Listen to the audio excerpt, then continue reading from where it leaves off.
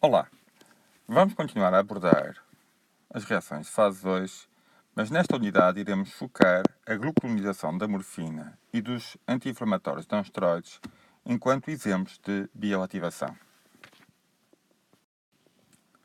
Assim, no final desta unidade, pretendemos que consigam descrever as reações de glucuronidação e também exemplificar processos de bioativação.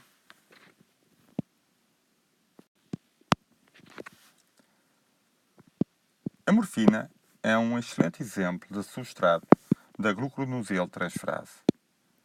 Na realidade, a morfina poderá ser conjugada em duas posições, na posição 3 e na posição 6. Os dois glucuronídeos têm, no entanto, atividades biológicas diferenciadas. O da posição 6 não só mantém o efeito analgésico, como está descrito uma capacidade e uma potência de ação analgésica muito superior à da própria morfina.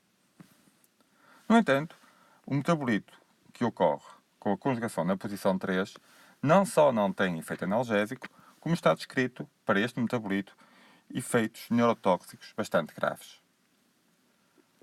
Assim, a glucuronidação da morfina dá origem a dois metabolitos com efeitos praticamente contrários.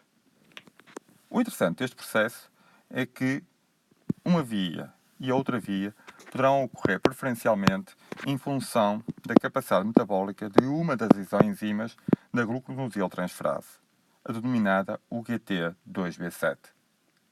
Esta isoenzima é polimórfica, sendo que, se tiver baixa atividade, a formação do metabolito na posição 6 fica diminuída.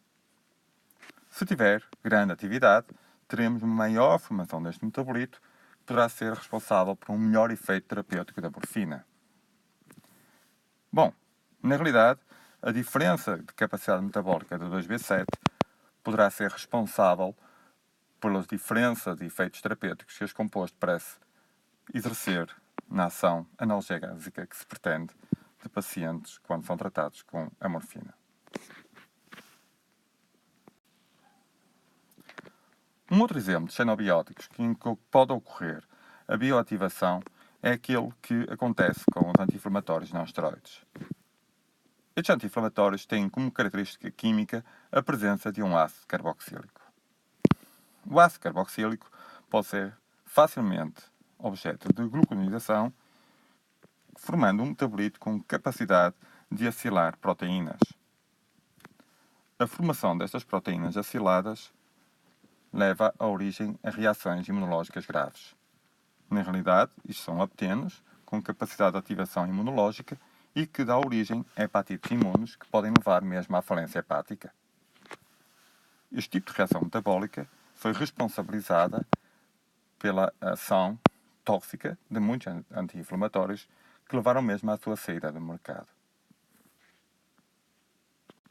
Muito obrigado pela vossa atenção.